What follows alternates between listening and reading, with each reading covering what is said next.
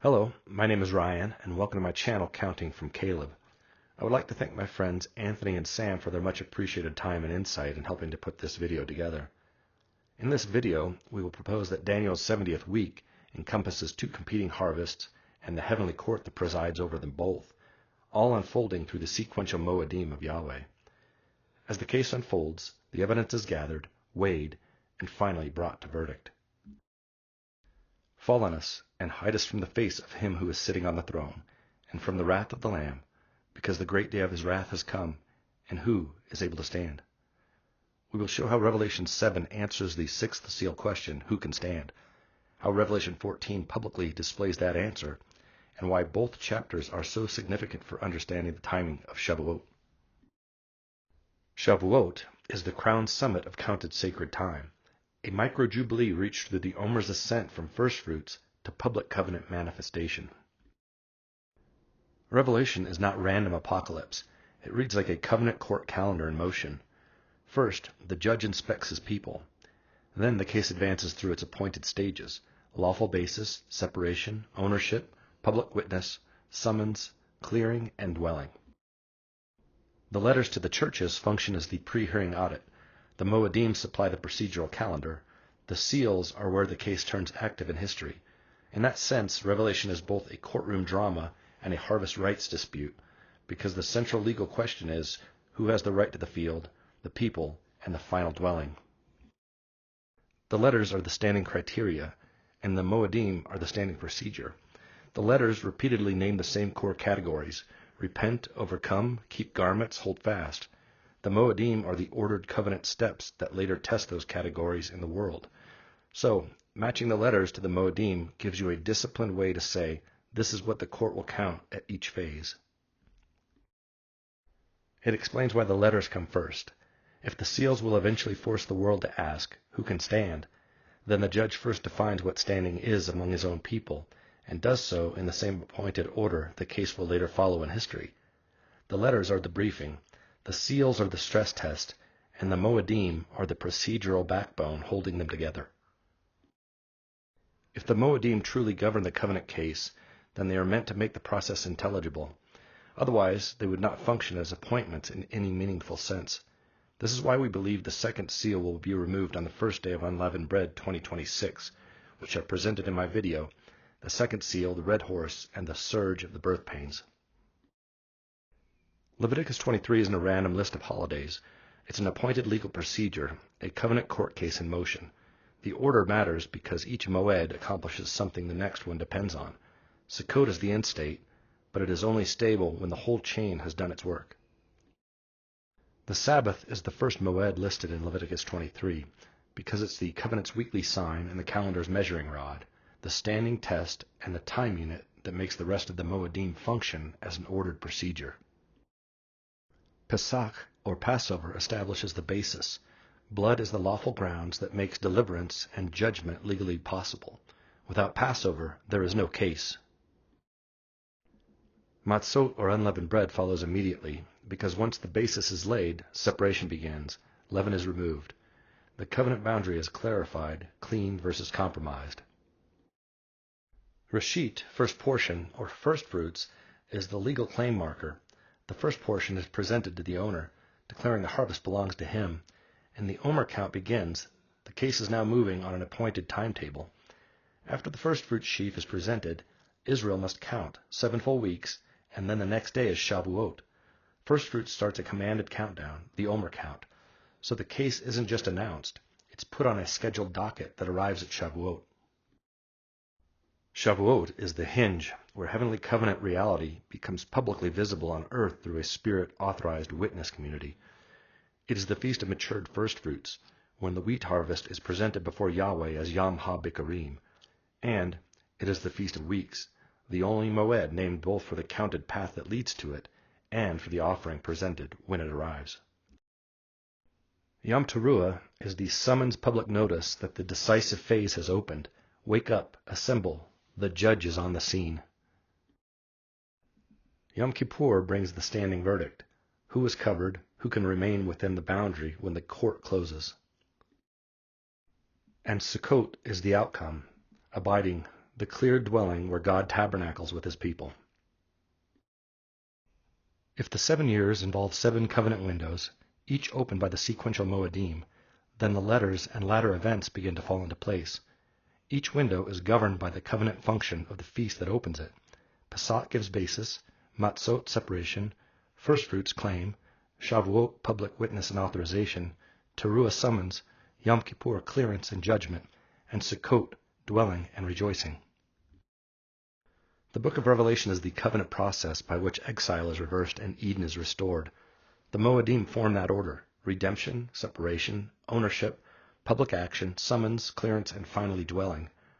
So, the promise of the tree of life to Ephesus reveals the goal of the whole book: God restoring Eden access and dwelling with man again. If we take the moedim and sequence them yearly across Daniel's final Shavuot, Passover establishes the lawful basis. Redemption by blood gives the case righteous footing. Unleavened bread enacts separation. A redeemed people exits the old domain and refuses its leaven. Firstfruits initiates the owner's claim. The pledged first portion testifies the harvest belongs to him. Shavuot is the hinge where the first portion is presented before Yahweh, consecrated as firstfruits, and accepted, so the harvest status becomes established and operative. Teruah is the summons that convenes the world to answer, and Kippur is the restricted boundary day where rival claims are removed and standing is enforced. Sukkot is the installed outcome, dwelling without quarantine, Eden restored, and expanded into tabernacling reality. Shavuot functions like the center lamp of the menorah and the center moedim of the year, the spine that unifies spring establishment with fall summons and execution, making its role in the covenant court process uniquely weighty. Because the Shavuot is counted by Tishri years, but the seals are keyed to the moedim, the seals thread the spring to fall arc inside those years. Spring anchors occur mid-Tishri year, and then the sequence crosses at Yom Teruah into the fall boundary phase, culminating at Yom Kippur. The true moedim express Yahweh's covenant order, while the seals show that order moving into history under both divine purpose and permitted counteruse. So the same covenant logic can appear in 2 ways: as true redemptive procedure from above, and judicially permitted rupture or counterfeit pressure within history. Pesach, or Passover, Seal 1 in Ephesus. This is the initiating covenant stage. Pesach is where redemption, separation, and belonging are established. It begins the covenant process rather than pressing it to crisis. Ephesus fits because the issue is foundational. Has first love remained intact where covenant life began? So Seal 1 is not mainly the furnace test, but the open movement that sets the line of covenant motion and exposes the root orientation of the redeemed community. Matzah, or unleavened bread, Seal 2 and Smyrna. This is the pressure and purification stage. Matzot is the feast of removal, affliction, and clean separation. Smyrna fits because it is the assembly of suffering, poverty, and faithful endurance. Here covenant belonging is no longer simply initiated, it is pressed. Seal 2 shows whether what began at Pesach remains pure under pressure. Restraint, or Firstfruits, Seal 3 and Pergamum. The final Shavuot is a covenant court case over competing harvest claims. The harvest theme tells you what is at stake: ownership of the field and its produce. The court theme tells you how that dispute is resolved, through witness, disclosure, verdict, clearing, and final inheritance. In that sense, the harvest rights conflict comes into focus at Firstfruits, where ownership is marked in the first portion of the harvest. Firstfruits points to the very first portion of a larger harvest that is set apart for God. In biblical thought, this first share carries 2 inseparable ideas. First, consecration. It belongs to Yahweh. And second, guarantee. It pledges the full harvest to come. What God receives first, he also promises to finish. Firstfruits is where covenant claim becomes visible, and with it comes the question: who owns the harvest? Pergamum is the place where Satan's throne is, yet the church is told, hold fast to my name. That is ownership language. The issue is not only persecution, but identity and claim. Whose name marks this people? Whose table feeds them? Whose authority shapes them? And whose kingdom do they truly belong to? The warnings about Balaam and the Nicolaitans sharpen that even further. The danger is not merely abstract error but mixture, rival table fellowship, rival worship, and rival identity creeping into a people who are supposed to belong wholly to Yahweh. The contest is over whether the claimed people will remain distinct, or whether they will be absorbed into the rival order. Seal 3 brings scarcity, rationing, and economic constriction. Access to food is measured. Daily provision becomes pressured. Under those conditions, belonging is no longer an abstract matter. It becomes embodied in very practical questions. What table do you eat from, and what system do you submit to in order to live?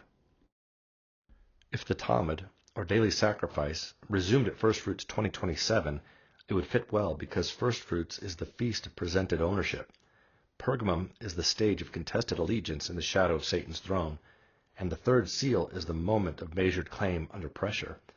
In that case, the resumed Talmud would function as a public covenant claim before its later forced removal. The final Shavuot is the climactic struggle over harvest ownership. Yahweh asserts his claim on the field and brings forth his harvest in sacred order, while the rival power attempts to seize that same process through counterfeit claim, counterfeit marking, and counterfeit gathering. Within Pergamum's operational window of the 7-year period, Firstfruits 2028 becomes especially significant.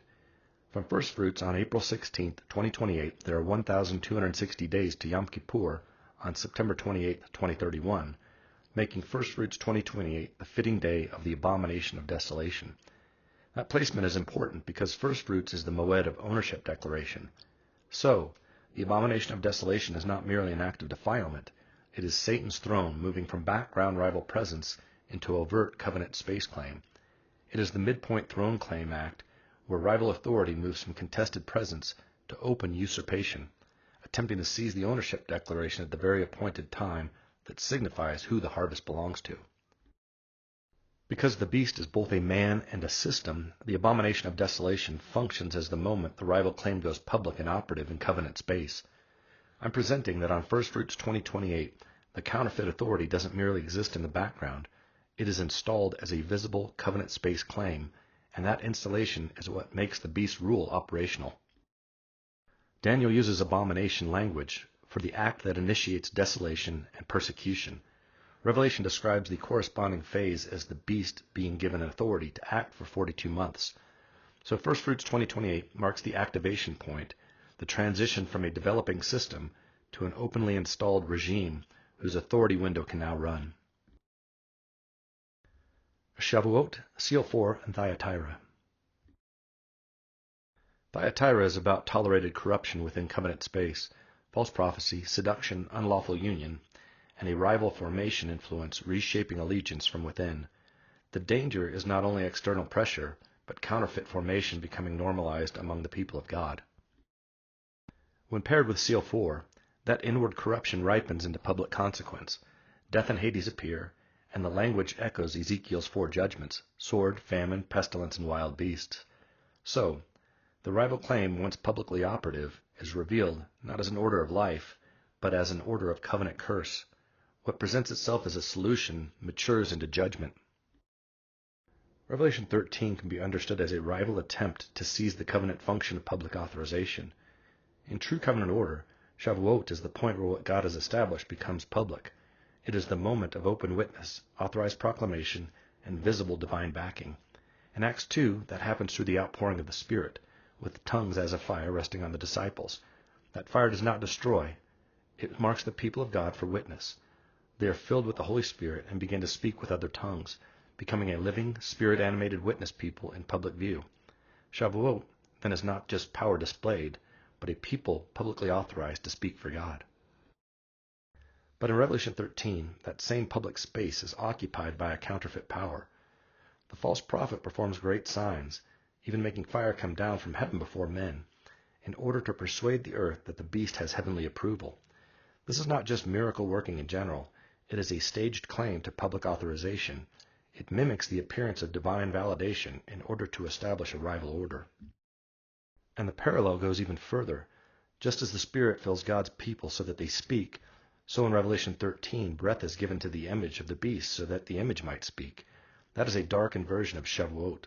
Instead of the Spirit animating a holy people for truthful witness, a false power animates an idol image for deceptive worship and coercion. That is why the passage feels so much like a counterfeit Shavuot. At true Shavuot, fire marks a Spirit-filled witness people. In Revelation 13, fire is used as a deceptive sign to form an idol-worshipping people.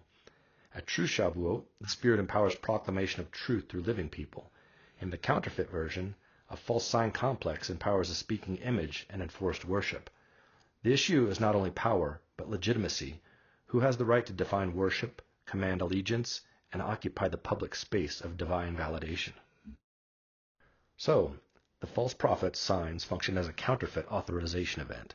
They imitate the outward marks of heavenly approval in order to establish false worship on earth. In that sense, Revelation 13 presents a public, visible, sign-backed attempt to hijack the covenant role that belongs to God alone. Shavuot is the feast where a claim becomes public and active. What God has established moves into real-world action. In God's order, Shavuot is the hinge where covenant reality becomes visible and operative. But Revelation also shows a rival system can copy that same pattern for evil. So, if Seal 4 opens on Shavuot at mid-Shabuah, the same day the mark of the beast begins, it doesn't mean Shavuot is tainted. It means the beast is copying the Shavuot function, turning its claim into a public system of control through the mark. It is no coincidence that the rival claim lands on Firstfruits and the mark lands on Shavuot. The man of sin is attempting to hijack the final Shavuot harvest cycle, claiming the field at Firstfruits and binding it to his authority at Shavuot. That is why the midpoint has two linked stages. At Firstfruits 2028, the abomination of desolation functions as a counterfeit ownership seizure. It is the rival trying to plant his claim at the exact moed that declares who the harvest belongs to. But he does not stop there. Shavuot is the moed of counted arrival, public witness, and authorized manifestation. Just as Israel moved from Egypt to Sinai and there received the Torah as a publicly formed covenant people, so Shavuot marks the transition from redemption to open covenant order. In that light, the mark at Shavuot is the rival system pushing its false claim into open, public, enforceable form. Then Shavuot 2028, the false claim becomes operative through image, false breath, mark, and coerced worship. In other words, Firstfruits is where the beast tries to seize the claim, but Shavuot is where he tries to run the claim. That is why the timing revolves around Shavuot as the 7-year hinge moed. Firstfruits marks ownership, but Shavuot is where ownership becomes publicly effective. So the beast is not only counterfeiting possession, he is trying to install a counterfeit covenant order over the world. The true Omer count ascends toward covenant revelation. The counterfeit Omer descends into enforced rebellion. So instead of a climb to Sinai, the rival system produces a descent into profanation. Yom Teruah, Seal 5, and Sardis. Yom Teruah is the summons. Teruah is the covenant court's public convening signal, the moment the case goes from developing to demanded. It calls all parties to attention. Appearance is required, readiness is exposed, and neutrality collapses. That's why Sardis aligns here. Teruah in church form is wake up. Sardis has a reputation of life, but the substance of death. Summons exposes the gap between name and reality. The command is procedural. Wake up, strengthen what remains, remember, repent. Because the summons means the case is moving toward adjudication. Seal 5 fits as the Teruah escalation from summons to appeal. The witnesses under the altar cry, "How long until you judge?" This is covenant testimony entering the record and demanding justice. The answer is procedural. Rest a little longer until the testimony is complete. Teruah has sounded, the record is filing, and the enforcement is drawing near. So, Teruah convenes, Sardis says wake up, and Seal 5 puts the witness appeal on the docket. And here's the bridge into the next step. Teruah convenes the court. Shavuot is the appointed court day when the convened assembly stands before the manifested judge, accepted witnesses in place, and the question of who can stand is forced into the open. Shavuot, Seal 6, and the manifested appearance of the judge. Acts 2 provides a Shavuot preview of 6-seal imagery through Joel 2. Peter interprets the Spirit's outpouring by invoking Day of the Lord language, blood, fire, smoke, darkened sun, and blood-red moon. That does not mean the full sixth seal happened at Pentecost, but it does show that Shavuot activates the same disclosure pattern that later reaches full apocalyptic expression in the sixth seal. Acts 2 does not bring the final sixth seal into full global force, but it does unveil the very pattern on Shavuot. The Spirit falls, prophetic witness begins, and the language of cosmic Day of the Lord disclosure is declared openly. In that sense, Acts 2 is both a real Shavuot manifestation and a forward pointer to a later Shavuot when the same pattern reaches its apocalyptic state. I saw when he opened the sixth seal, and there was a great earthquake. The sun became black as sackcloth made of hair, and the whole moon became as blood. The stars of the sky fell to the earth, like a fig tree dropping its unripe figs when shaken by a great wind. The sky was removed like a scroll when it is rolled up. Every mountain and island were moved out of their places. The kings of the earth, the princes, the commanding officers, the rich, the strong, and every slave and free person, hid themselves in the caves and in the rocks of the mountains. And they told the mountains and the rocks, "Fall on us, and hide us from the face of him who is sitting on the throne, and from the wrath of the Lamb. For the great day of his wrath is come, and who is able to stand?" Seal 6 is the disclosure of the bench, not merely wrath declared, but the enthroned judge made visibly present. So the world's first move is to flee the courtroom, because exposure means accountability is now unavoidable. Who is able to stand? This is courtroom language.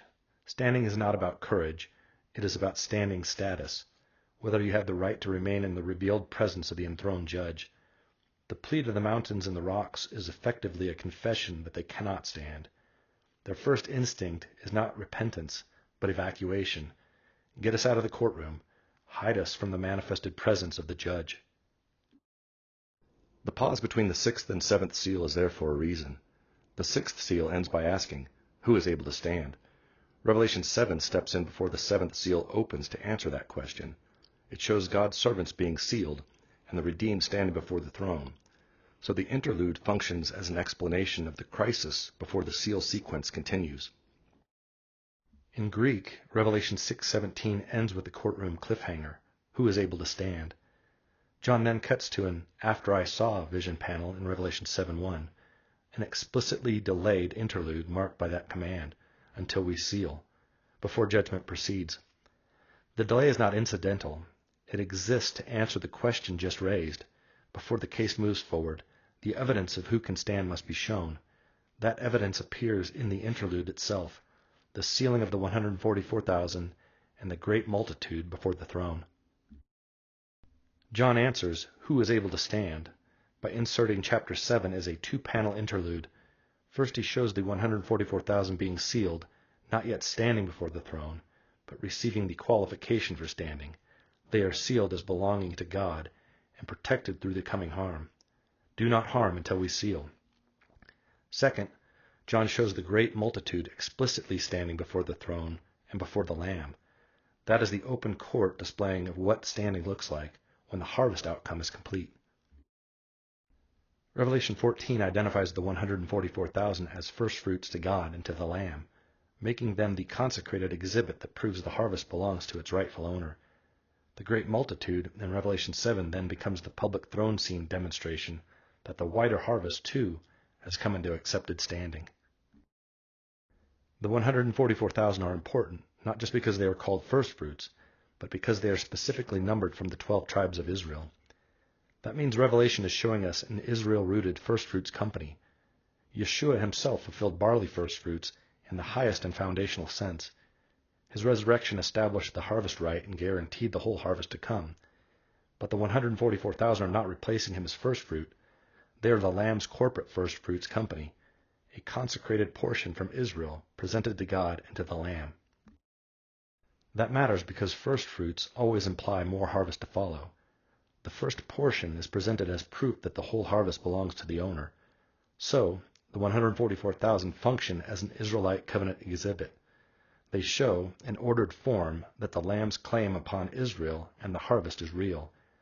Then the great multitude in Revelation 7 shows the wider harvest outcome, an innumerable people from all nations standing before the throne. So, the pattern is, Yeshua the firstfruit, the 144,000 Israelite Firstfruits company, and the great multitude, the broader harvest brought into accepted standing. Shavuot is the feast of the firstfruits of wheat, which makes its connection to Revelation 14 especially striking. The 144,000 appear there as a consecrated first portion, while the later reaping represents the wider harvest still to be gathered. Yeshua was raised on the firstfruits of barley at the opening of the harvest, whereas Shavuot marks the wheat firstfruits at the completion of the count. In this way, Scripture presents a two-stage firstfruits pattern. First the opening portion, then the matured firstfruits presentation. The 144,000 clearly fit the role of Shavuot firstfruits. The moedim are not interchangeable holy days, but appointed covenant functions, and firstfruits belongs to Yahweh's ordained harvest order rather than random placement. So, when Revelation identifies the 144,000 as firstfruits to God and to the Lamb, the term should be read moedically. Because Yeshua already fulfilled wave-sheaf firstfruits in his resurrection, the next covenantal setting for the 144,000 is Shavuot, the later firstfruits appointment, where the harvest is no longer merely begun, but matured, counted, and presented. Thus the 144,000 are best understood as the Lamb's Shavuot firstfruits company, a consecrated, Israel-rooted presentation that signals the wider harvest belongs to him. The 144,000 are like the wave sheaf in that both function as firstfruits presented before God, declaring his claim over the harvest, but they differ in scale and role. The wave sheaf is the opening token that consecrates the harvest, while the 144,000 are a sealed firstfruits company, a corporate standing people presented with the Lamb as the first portion of the final harvest order. The wave sheaf marks the beginning. The 144,000 show that the harvest has become a publicly claimed people. That is why Shavuot is the only moed whose covenant function naturally matches a corporate firstfruits people, publicly presented as Yahweh's witness community. Firstfruits has its own appointed day of presentation, and the main harvest has its appointed time of completion and ingathering, both belonging to Yahweh's ordered calendar, but they do not serve the same covenant function. Firstfruits is the consecrated beginning. The latter harvest is the enlarged ingathering. Therefore, they cannot be treated as the same presentation on the same day, because the moedim themselves distinguish between the holy first portion and the harvest that follows. The three proclamations in Revelation 14 that follow the firstfruits presentation are not random angels shouting into the sky. They function like the court's public notice phase, and public notice always takes time, because God is not running a surprise trial. He publishes terms, identifies the rival system, and draws the boundary line before the final separations land. The first proclamation is jurisdiction and summons. It's the universal call. Fear God, give him glory, worship the Creator, because the hour of his judgment has come. That isn't merely devotional language. It's the court establishing who the judge is and what allegiance looks like. When this goes out to every nation, tribe, tongue, and people, it implies dissemination, real reach, real hearing, real accountability.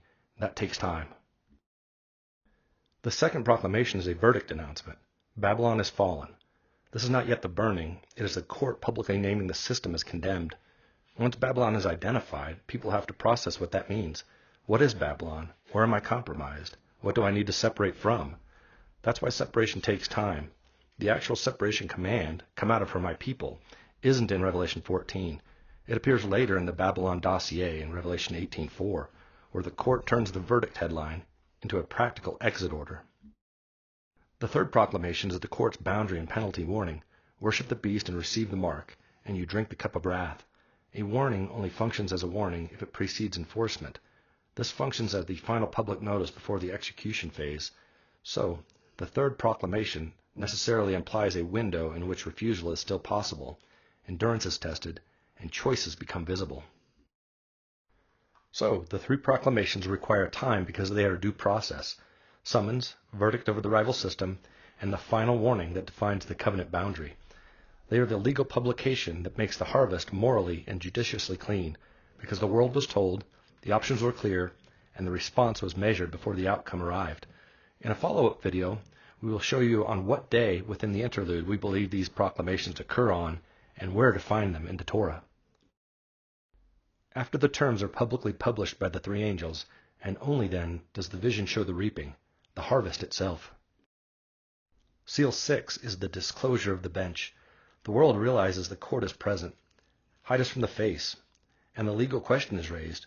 Who is able to stand? That is a visibility and standing moment, a procedural unveiling. The parousia texts describe the next moment.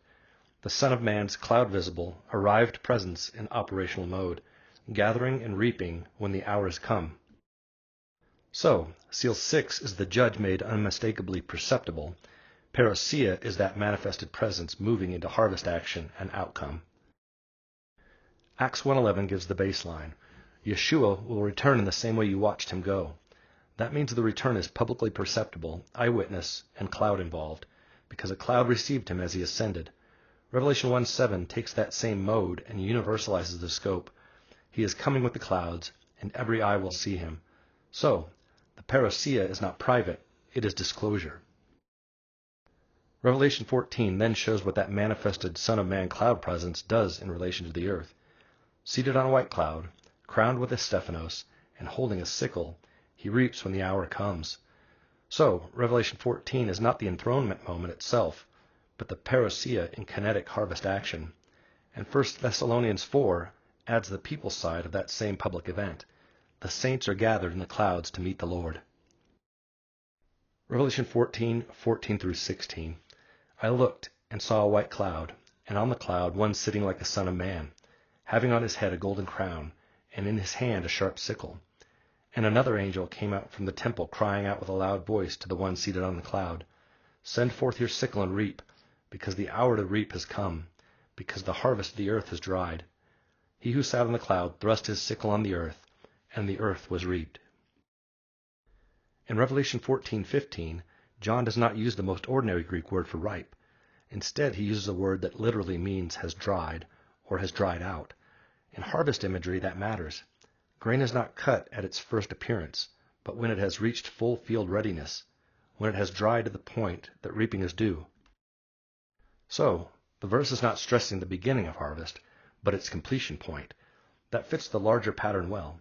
The 144,000 are called firstfruits, which points to a consecrated first portion, but the harvest of the earth in verse 15 is the wider ingathering once the crop has fully reached cutting condition. So, John's Greek helps preserve the distinction. Firstfruits are presented first, the main harvest comes later, when the field is fully ready. That firstfruits exhibit fits Shavuot's Torah grammar well. Shavuot is Yom HaBikurim, the day of firstfruits, and specifically marks the firstfruits of the wheat harvest. Those firstfruits are presented before Yahweh through the priestly waving of 2 loaves, a public act of dedication in the sanctuary. In that Torah logic, Shavuot is not the main harvesting gathering, but the presentation of matured firstfruits, whereas Yom Teruah, as trumpet convening, fits the main gathering. The great multitude therefore aligns more naturally with Teruah as the public assembly moment when the standing company is gathered. The Restraint interlude in Revelation includes the final harvest window from Shavuot firstfruits presentation to the onset of the sabbatical year. The command, do not harm until we seal, shows that judgment is being held back until a covenantal prerequisite has been fulfilled. In harvest terms, the gathering window remains open. The 144,000 as Shavuot firstfruits show that the harvest has reached mature covenant presentation, though not yet in its full ingathering. The wider harvest still remains to be gathered. That is why the next moed after Shavuot, Yom Teruah, fits so naturally as the final harvest hinge. It marks the closing of the open harvest window. Once that window closes, the sabbatical year phase can begin as the Day of the Lord clearing phase, no longer restraint for gathering, but restriction for judgment and removal of rival claims. Once the sealing requirement is met and the harvest window closes at Yom Teruah, the open gathering phase ends. The 7th seal, opened on Yom Kippur, marks the start of the Day of the Lord as a restricted clearing phase within the sabbatical year. Rival claims are removed, the domain is cleared, and the world is made fit for dwelling. Yom Kippur does not contain the whole clearing process within a single day. It marks the threshold that begins the clearance year, culminating at Yom Kippur 1 year later. The final Yom Kippur is doubly significant because it both completes the year of clearing and announces the Jubilee, showing that the goal of the Day of the Lord is not judgment alone, but restoration, rightful inheritance, and dwelling restored. Yom Kippur is when the case enters restricted clearance until finished. Kippur is boundary enforcement under restriction, access regulated, impurity dealt with, rival claims removed, and the matter worked through to completion. It's not announcement, it's enforcement. That's why Philadelphia aligns here. The promises are boundary and access language. I will keep you, I will make you a pillar, you will never go out, my name will be written on you. That is temple standing secured inside the boundary while clearance runs. Philadelphia represents protected covenant standing while the court proceeds through the clearance phase. Both the standing and the not yet standing pass through the Kippur year, but not from the same side of the case. The standing traverse it as those already sealed in relation to the accepted sanctuary order, while the others traverse it under the pressures of exposure, separation, and final alignment within the clearing process. Then Seal 7 opens like Kippur. First there is silence, the courtroom hush as the record stands complete. The question of standing has been answered. Now the court moves from deliberation into priestly judicial action. The focus shifts to temple and altar. Incense and prayers rise. Priestly mediation imagery fills the scene, and judicial action begins to move outward from the sanctuary. Seal 7 is the doorway into the Kippur chamber of the procedure, the transition point where after standing is determined and notice has been served, the court enters enforcement and carries the case to completion. Philadelphia represents Kippur standing by function. Philadelphia gives you the promise profile of what it means to be able to stand when the court turns restrictive. Revelation 6 asks, who is able to stand? Revelation 7 answers by showing the sealed and the multitude standing before the throne. Philadelphia explains the why in covenant terms. The one who can stand is the one the judge keeps, gives secured access, and marks with his name. In other words, Philadelphia isn't just a church. It's a definition of standing, protected through the corridor, granted lawful access, and stabilized inside God's dwelling while clearance runs. Within the Day of Yahweh clearance year, the 7 trumpets occupy the first half of the process, running from Yom Kippur to Shavuot and culminating in the 7th trumpet at Shavuot. Shavuot then stands as the central hinge of the year, the point of heavenly verdict, enthronement, and sanctuary vindication. From there, the 7 bowls occupy the second half, running from Shavuot to Yom Kippur and bringing the clearance to completion. In this way, the Day of Yahweh unfolds as a Kippur to Kippur year. Trumpets lead to the verdict at Shavuot, and bowls carry that verdict through to the closing Yom Kippur that announces Jubilee. Revelation 14:13. I heard a voice from heaven saying, Write, blessed are the dead who die in the Lord from now on. Yes, says the Spirit, that they may rest from their labors, for their works follow with them. Revelation 14:13 functions as a main harvest transition announcement. It blesses those who die in the Lord from that point onward, showing that a faithful remainder still exists after the principal ingathering, and that this latter company rests under divine approval while waiting its final restored state. Laodicea fits Sukkot because its imagery is the imagery of restored dwelling. The door, the meal, and the throne all point beyond rebuke to the final outcome, God re-entering the house, table fellowship established, and the overcomer brought into shared rule with the king. Leviticus 19:9-10. When you reap the harvest of your land, you shall not reap your field right up to its edge, neither shall you gather the gleanings after your harvest, and you shall not strip your vineyard bare, you shall leave them for the poor and for the sojourner. Leviticus gives the core law of not reaping the corners or the gleanings, and Deuteronomy expands it into a broader principle of leaving the remainder of the harvest for the vulnerable. If the end-time harvest follows Torah's own grammar, then we should expect not only firstfruits and main ingathering, but also a gleanings portion. Gleanings are not an exception to the harvest pattern, but part of its completion. Every harvest cycle includes them, because Torah requires that the field not be reaped to total exhaustion. The lawful remainder belongs to the harvest order itself. So, every harvest has a first portion, a main ingathering, and a remainder or gleanings. Firstfruits, this is the holy beginning, the presented portion, the ownership marker, and the pledge of the whole. Main harvest, this is the principal ingathering, the bulk of the crop brought in during the harvest window. And gleanings, this is the remaining portion left by command, reserved for the poor and vulnerable, and not swept up in the completed ingathering. Revelation 9:4 shows that a sealed people are still present in the 7th year judgment phase. that strongly supports the idea of a remaining protected remnant after the main harvest is closed. Typologically, that fits Gleanings very well, not the primary ingathering, but a later sealed remainder preserved within the clearance year. Revelation 20, 4-5. Then I saw thrones, and they sat on them, and judgment was given to them. And I saw the souls of those who had been beheaded because of their testimony of Yeshua, and because of the word of God, and those who had not worshipped the beast or his image, and had not received the mark on their forehead and on their hand. And they came to life, and reigned with Messiah for 1,000 years. The rest of the dead did not come to life until the 1,000 years were completed. This is the first resurrection. Revelation 14:13 and Revelation 20 work especially well together here. Revelation 14:13 announces the blessed death of those who die in the Lord from now on. Revelation 24 shows the public outcome of that same company. They come to life and reign. So, Revelation 14 gives the death side announcement, and Revelation 20 gives the resurrection side completion. Laodicea fits the Gleanings pattern because Gleanings in Torah are left for the poor, the stranger, and the vulnerable, and Laodicea is explicitly declared poor by the Lord. The assembly says, I am rich, I have prospered, and I need nothing, but Messiah exposes its true condition. You are wretched and miserable, and poor and blind, and naked. That irony matters. Laodicea imagines itself full, yet Christ places it among those who must live by mercy. In that sense, Laodicea is a fitting image of a Gleanings company, still in the owner's field, still under his claim, yet not standing in self-secured fullness.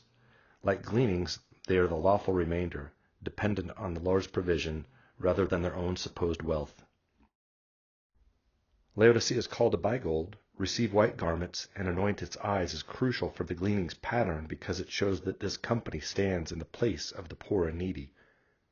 Like Gleanings recipients in Torah, they do not live by presumed fullness, but from what must be received by the Lord's mercy. Messiah must make them truly rich, truly clothed, and truly able to see. Laodicea does not end with exposed poverty. It also carries strong Sukkot imagery, so it represents not only a needy remainder, but also the restored outcome. Sukkot is the installed result, the clear dwelling after the case is finished, when God dwells openly with his people in peace. That is why Laodicea's imagery of the door and the meal is so important. I stand at the door and knock. I will come in and dine with him. This is covenant dwelling restored, God re-entering the house and the table fellowship re-established. The poor remnant is not left outside forever. It is brought into communion. The promise then rises even higher. To the one who overcomes, I will grant to sit with me on my throne.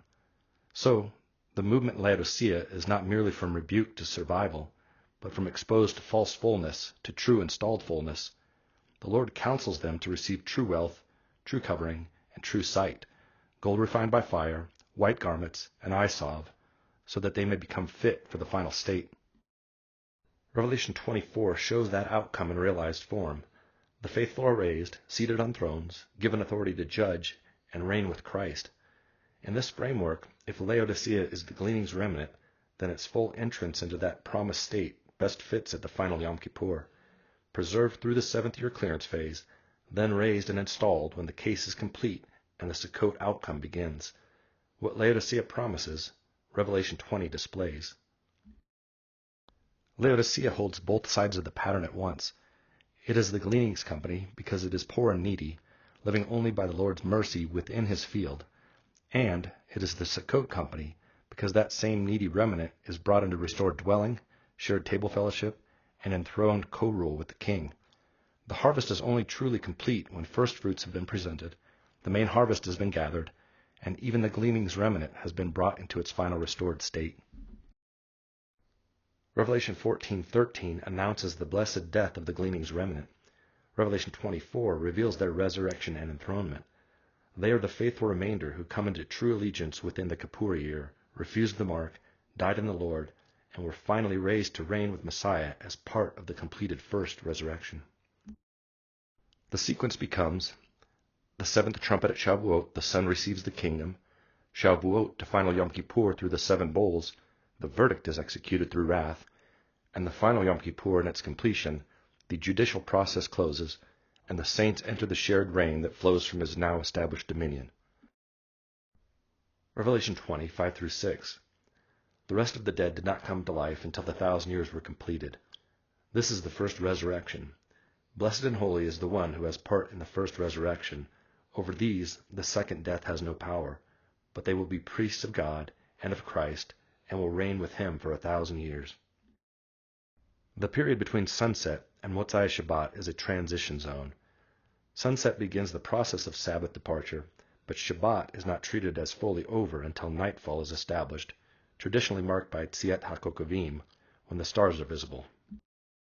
So, that stretch is a liminal interval. The Sabbath is receding, and the first day is arriving, but the boundary is not treated as fully settled until the day's end is confirmed. In that sense, it is a meshed transition between the seventh day and the first day of the week. The old day is closing, and the new day is opening, but there is a brief threshold period between them. Mark's phrase, after 3 days, marks the completion of the same threefold days that Matthew and Luke describe with on the third day. In Hebrew reckoning, this completion point arrives as the Sabbath closes and the first day of the week begins, between sunset and YHWH. It is that very boundary where the third day ends and the first day begins, corresponding to the morrow after the Sabbath when the Feast of Firstfruits was observed. The resurrection happens in that twilight threshold. Messiah rose as the firstfruits of those asleep, inaugurating the Feast of Firstfruits. From there it is 7 full weeks plus 1 day to Shavuot. The 49-day structure of the final Shabuah mirrors the 3 days and 3 nights Yeshua was in the grave, followed by the counted 50 days from Firstfruits to Shavuot.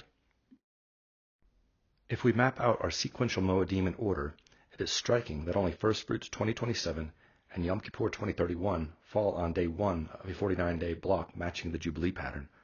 These are not random moedim, but the two that most naturally serve as covenantal thresholds. Firstfruits as the opening claim upon the harvest, and Yom Kippur as the judicial completion of the clearance process. The symmetry feels structural rather than accidental. These 2 points would bookend the harvest process from initial firstfruits identification to gleanings. The final 7 years are the completion of the harvest at the end of the age.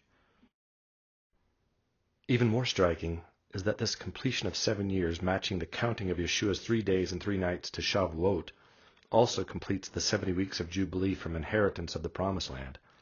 Both end on the day of Yom Kippur 2031, completing the harvest of the end of the age and heralding the Jubilee and onset of the millennial kingdom. We believe the onset of the birth pains is on the doorstep, and our King is returning soon. Will you be able to stand? Thank you so much for watching. Shalom.